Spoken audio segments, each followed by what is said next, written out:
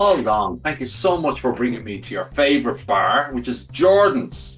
Yeah, Jordan's on the quay in Waterford City. Yes. Even though I'm not a Waterford man. No, and I'm sufficiently intimidated already with the Waterford flag there. So it feels like Munster is on my shoulders, and I'm a dub from Leinster. And so, where are you from originally, and why is this your favourite bar? Yeah, well, I'm a Kilkenny man, County Kilkenny, Kilmacow, County Kilkenny. It's literally across the River Shore. It's the next parish outside Waterford, next door to Waterford City. Yeah, I did all my schooling in Waterford, De La Salle College. I ended up buying a house in Waterford in the early 1990s. Met a lovely girl. Um, she is from around the corner from Jordan's. So So hold on a second. Let's go back a second. Did you identify Jordan's first, or the woman and then Jordan's? Did they come together? not really, but yeah, they intertwined somewhere along the way. It's okay if she doesn't use social media and LinkedIn, she won't see this. Yeah. So yeah, I moved to Waterford in the early 90s. Moved across the bridge to the dark side, as they'll say. But yeah, and Jordan's became an integral part of my social life. I played darts there. I played cricket. Actually, there was a cricket league in Waterford for many years. There was 8 teams in Waterford in a cricket league during the summer. I played cricket there, and I played pubs league soccer. So yeah, it was a really enjoyable time that I had in Waterford when I lived there. Yeah. We do forget that, don't we? We do forget the importance of places like this and sport and intertwined. And we hear about inter-county Gaelic teams and high-level, high-performing sports teams. But the grassroots stuff is actually the fun. Yeah.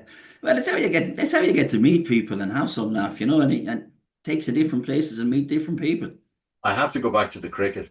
Not in a million years did I expect a Kilkenny man living in Waterford to be playing cricket. I have to be brutally honest. What's the origin of that? Is it just a couple of lads who were particularly keen and started a league? Well, no, Andy Jordan, the proprietor, his daughter has it now, Anna Jordan, but Andy is still there, still working there. But Andy is an avid cricket man, and as long as I know, there was always somebody involved or active in cricket in Jordan's. But there was 8 teams at that time, and when he did know that I did play a bit of hurling and I come across the bridge, he said to me, "Hey, let's have a go. We'll have a go." So we did, and the 8 teams were there, but it was 2 teams predominantly and used to always win. It was the regional hospital who had the Indians and the Pakistanis and those guys, Of and, course. and the college, the regional college, which it was then, but Yeah. it's now Southeast Technical University. Those 2 teams were always very strong, but we had some laugh. Dunmore East had a team, Woodstown had a team, and there was 2 pubs down the road, Munster Bar, that's a real rugby bar. They had a team, and Reginald's Tower, they had a team. Yeah, it was great fun. It was brilliant. Sport is just a wonderful, wonderful thing for tearing down boundaries, and it can tear apart communities and GAA. I know that going back, but Yeah. certainly that just sounds like such fun. And if you were to go to Yorkshire or some of these mad places that are totally uh, cricket focused and said, "Oh yes, there's a league in Waterford," and they go. So Where? anyway, listen. So you're in there, somebody hits a four and the four goes askew and it knocks out the fuse box in Jordan. So everything gets vaporized except for 3 apps in your phone. Ah, You're the savior. What are the 3 apps? What are the 3 apps? the 3 apps I'd keep. Yeah, Um, WhatsApp. Definitely WhatsApp would be the number one, I think, because I mean I've got so many friends and family and old acquaintances that geez, with the laugh that you get,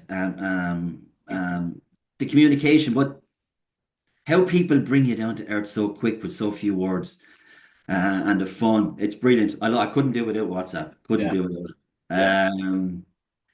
Met Aaron. Met Aaron. The Met Aaron app. I love the weather. Oh my Do God. you? Oh, I do. I'm fascinated by the weather. I Jesus, do you couldn't know even. what? People often say that about the Irish. They say it was just it rains all the time. How can you be so obsessed with the weather?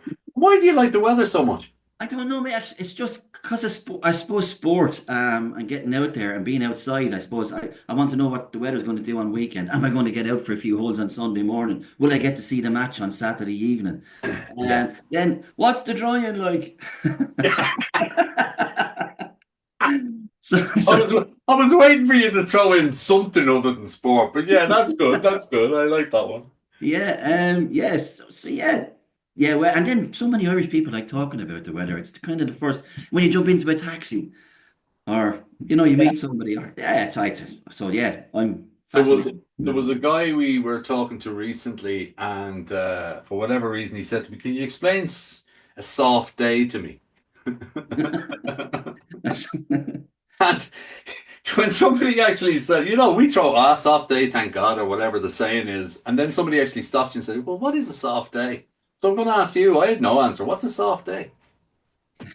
Off day. Yeah, soft day, thank God. Maybe it's a Dublin thing. When you ask somebody how are you getting on, soft day, but it's to do with the weather. It's obviously a Geez, fine yes, I guess. I suppose it's not windy. It's soft. There's not a breath out. something like that. Yeah. So what's the third one? Third one would be the bank. Now I have to qualify that. Your funds or the funds for your kids and grandkids. I think That's everything. I think yeah, it's all just it's boxed away in there somewhere. Yeah. Bank of Dad. Are you still Bank of Dad yourself? I am, yeah. I have two boys, yeah, two boys in their twenties. Yeah, one is living in Cork. He moved to Cork. He's living in Blarney Street in the city. He loves it down there. He met a lovely, lovely person. Yeah, She's a lovely girl from Macroom. She's nurse. Adam is his name. Faye. Yeah, they're fantastic. happy. They're healthy. They love it down there. They're in their early twenties. They're loving life. I suppose somebody has to live down there, right? Don't tell that to the Cork people. Cork people, please don't listen to us. So that's your three apps, and it's Yeah, extraordinary. You've shown a real blend of staying in contact, stay paid, and keep laughing. I mean, it's so yeah. important. We forget, don't we? Often we Yeah, forget we forget often that actually laughing actually is the best sauce, yeah, and you do not laugh anything like you laugh when you're in a shared experience like a cricket match. Or I mean, I was lucky or unlucky enough, I remember, to play a bit of cricket in school. And we played for a whole year, Paul, without knowing what we were doing, honestly. And a lad came from a local club and just said one thing, and our lives of cricket changed. He just said, "Cricket is a side-on game." That's it. That's all he said. Because we were thrown like this. You do everything in cricket side on. really. So you bat, you throw, Field, whatever. yeah, yeah. And it's just extraordinary. I guess that's what experiences is for. But you're feeling philosophical, are you? You're laying back there. I see you're lying back. Things are good. What's your favorite quote, or what's a quote that you particularly like? Uh, Favorite quote. I used to always say to my kids when they were growing up, you'll only get something out of whatever you put in. And that was with their money box to start off with. If they Mm. didn't put anything in their money box at the start of the year come Christmas, there'd be nothing there to take out. But that also goes through in life in general, in a relationship, with friendship, with work, with sport, with everything to do with life.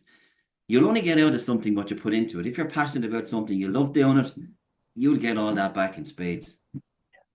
Yeah, it's so true. And yeah, I love the fact what you've said about something tangible like a money box. Yeah. Because you can physically see it. See it. Yeah, yeah, You can physically see, and often, that's why people talk about sort of, I love the app because it tells me exactly where I am versus where I was, and you have a goal to achieve. But you're so right. And I guess then even with sport, I mean, if the people that if you don't train, you're yeah, not ready. If yeah, turning, I guess you and I can sort of have this discussion, but one of the issues that I hear from people who know these things, Paul, about HR, is that applying ourselves, the number one skill that we need now when we have so much so many tools at our disposal. Knowledge is there in that thing. Yeah. So I go and do 5 years in college, and a guy down the road has this. He's as much knowledge as I have. So what differentiates? Well, it's actually they're talking about how do you apply yourself, Yeah. and it's that. I mean, I don't know the answer myself, but in your business, is it about turning up, listening, and then acting? No, I don't, I don't know about the acting, but I think you'll always get found out no matter what happens. I mean, you have to be yourself. You have to be true to yourself. Uh, I mean, if you had asked me 10 years ago, would I be here now? I don't think in this position, meeting the people I'm after meeting, being here in this conversation with yourself, with Host in Ireland. No, I'm an apprentice electrician. I came through a qualified. Um, Even a number of years ago, I would have said, "Whew, no, no way would I thought I would have got this." I mean, the sales environment is tough. Every Yeah. environment is tough, but you have to treat people as you treat people. And your man used to own the supermarket chain, Gwen, Quinn, Fergal Quinn. He used to have the Colonel. boomerang on the collars of. I thought that was fascinating. Now, that fascinated me at the time because I said, what was a boomerang for? And I asked somebody, and they said, if it leaves your hand correctly, it'll come back. And it's a bit like the customer in the shop. If the customer leaves you correctly, they'll come back. Things like that, simple things like But that. again, it's Paul. It's tangible. Yeah, We often talk about sort of theoretical stuff, and um, if I can read a book and very little of it goes in, you can give me an infographic of that book, and I immediately lean into it. All yeah, the bits, I'll have a real interest because we're all different learners. We learn differently, and I just think that more tangibility, like that little thing, to ask someone, "What is that?" yeah, And you're in sales, and you know that trying to make clients inquisitive about what you're doing or yeah, interested in what you're doing extends way further than, so what's that part number that you sent me or picture? It's about sort of how you getting on, sort of what's going on in your life. yeah. Uh, Yeah, I mean, a couple of years ago, a number of years ago, I spent some time working in Sweden and Denmark, and the first meeting I went into with somebody over there, and I didn't know what fika was. And that explained it to me. So she sat down and we had a coffee and we had a cinnamon bun. Yeah. And she asked me where did I stay last night, and I said I was in Malmo at the time, and what hotel I was in, and just had a chit chat. I got up on a bicycle, I went for a spin, I had a beer and had something to eat. Oh, lovely. She said, we had a chat. Now she said, we'll go through to the office and we'll talk business. And then you left that chit chat there, and then you went in and it was just business. One, two, three, four, five. You got your business done. Thanks very much. And away. Yeah. Yeah, it's, It's a connection. It's the human, yeah, and unfortunately, possibly it's part of the negative of what we're building in digital infrastructure because we don't have that proximity to each other to be able to sort of have that cinnamon bun. I'll do a Zoom call with you. I'll do a Teams call. It's up to us to continue to try and get out. Go yeah, on Barstool Chats, but in real bars. Go to walks and talks and these types of things. And it's really interesting what you're saying. And we go back to hurling for a second. A couple of years ago, we went with a big gang over to North America and we brought hurley sticks and slitters. oh, And we brilliant. brought the hurley sticks and slitters and we put them on the table in front of us. And we were surrounded by stands that had 40,000 euros invested in them. The best flashing lights, the best everything. And everybody wanted to come over and find out what the fuck is that? And that stimulated the discussion. And we had lads like Paddy Ryan and we had Davy Ryan and their hurlers. And suddenly they were playing in the actual event. They were poking at each other. And sure, that was the talk of the thing. Uh, Something tangible. yeah, So listen, you have definitely taken on the divide.